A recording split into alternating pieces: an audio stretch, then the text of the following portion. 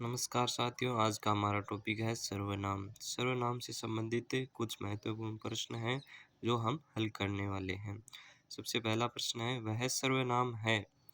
वह सर्वनाम है उत्तम पुरुष, मध्यम पुरुष, अन्य पुरुष या अनिश्चयवाचक पुरुष। तो इसका सही उत्तर होगा अन्य पुरुष। वह अन्य पुरुषवाचक सर्वनाम है। पुरुषवाचक सर्वनाम के भेद उत्तम पुरुष, मध्यम पुरुष एवं अन्य पुरुष सर्वनाम होते हैं। वाक्य में जिन सर्वनाम शब्दों का प्रयोग न तो वक्ता के लिए किया जाए और न ही श्रोता के लिए किया जाए, बल्कि किसी अन्य व्यक्ति जिसके बारे में बात की जा रही है के लिए किया जाता है, वे शब्द अन्य पुरुषवाचक सर्वनाम के उदाहरण होते हैं। जैसे वे, उसे, यह, वह, उन्होंने। अगला प्रश्न है, निम्न में से मध्यम पुरुष सर्वनाम कौन सा है? मैं, वह, उसे, तुम्हारा। तो इसका सही उत्तर हो जाएगा तुम्हारा।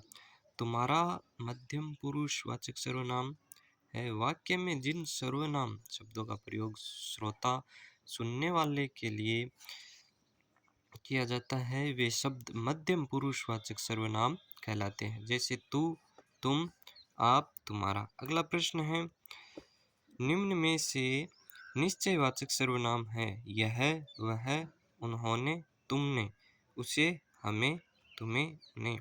तो इसका सही उत्तर हो जाएगा यह और वह। यह वह निश्चयवाचक सर्वनाम है जिन सर्वनाम में शब्दों के द्वारा दूरवर्ती या समीपवर्ती व्यक्तियों, प्राणियों, वस्तुओं या फिर निश्चित घटना, व्यापार का बोध होता है, वे निश्चयवाचक सर्वनाम कहलाते हैं। यह वह सर्वनामों के माध्यम से किसी व्यक्ति, वस्तु के समीपवर्ती एवं दूरवर्ती होने का संकेत मिलता है। अगला प्रश्न है, संज्ञा के स्थान पर प्रयुक्त होने वाले शब्दों को क्या कहते हैं? सर्वनाम, विशेषण, क्रिया या अव्यय। इसका सही उत्तर होगा सर्वनाम।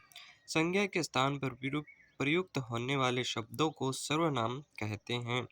सर्वनाम संज्ञा शब्दों की आवृत्ति को नियंत्रित करते हैं। निम्नलिखित वाक्यों में से किस वाक्य में सर्वनाम का अशुद्ध प्रयोग हुआ है? वह स्वयं यहाँ नहीं आना चाहती। आपके आग्रह पर मैं दिल्ली जा रहा हूँ। मैं तेरे को एक घड़ी दूंगा। मुझे इस बैठक की सूचना नहीं थी। इसका सही उत्तर होगा 3 नंबर।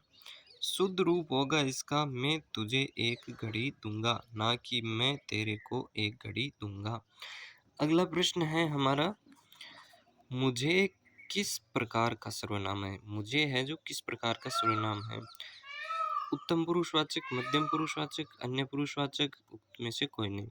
इसका सही उत्तर होगा उत्तम पुरुषवाचक। मुझे उत्तम पुरुषवाचक सर्वनाम है जिन सर्वनामों का प्रयोग बोलने वाला, लिखने वाला, लेखक स्वयं अपने लिए करता है, वे सर्वनाम उत्तम पुरुषवाचक सर्वनाम कहलाते हैं। सर्वनाम के कितने प्रकार हैं? 4, 5, 6 या 7? इसका सही उत्तर होगा 6 भेद होते हैं सर्वनाम के, जिसके नाम हैं पुरुषवाचक सर्वनाम, निश्चयवाचक सर्वनाम, अनिश्चयवाचक सर्वनाम, संबंधवाचक सर्वनाम, प्रश्नवाचक सर्वनाम और निजवाचक सर्वनाम। अगला प्रश्न है, निश्चयवाचक सर्वनाम कौन सा है इनमें से? क्या, कुछ, कौन, यह? तो इसका सही उत्तर होगा यह। यह निश्चयवाचक सर्वनाम है। क्या प्रश्नवाचक सर्वनाम है? कुछ अनिश्चयवाचक सर्वनाम है और कौन प्रश्नवाचक सर्वनाम है। इनमें अनिश्चयवाचक सर्वनाम कौन सा होगा? कौन, जो, कोई, वह। तो इसका सही उत्तर होगा कोई। कोई अनिश्चयवाचक सर्वनाम है क्योंकि कोई शब्द से अनिश्चितता का बोध होता है। कौन है जो प्रश्नवाचक सर्वनाम है। जो संबंधवाचक सर्वनाम, वह पुरुषवाचक सर्वनाम। संबंधवाचक सर्वनाम बताइए। कोई, कौन, जो, वह। तो इसका सही उत्तर होगा जो। जो संबंधवाचक सर्वनाम है। जिन सर्वनाम शब्दों का प्रयोग एक या वाक्यांश का दूसरे शब्द वाक्यांश में संबंध प्रकट करने के लिए किया जाता है, उन्हें संबंधवाचक सर्वनाम कहते हैं। मैं मेरी आदि सर्वनाम शब्द कहलाते हैं। तो इसका सही उत्तर होगा पुरुषवाचक सर्वनाम। मैं, मेरी आदि शब्द उत्तम पुरुषवाचक सर्वनाम के उदाहरण हैं। तो यह वीडियो आपको कैसी लगी, ज़रूर बताएं।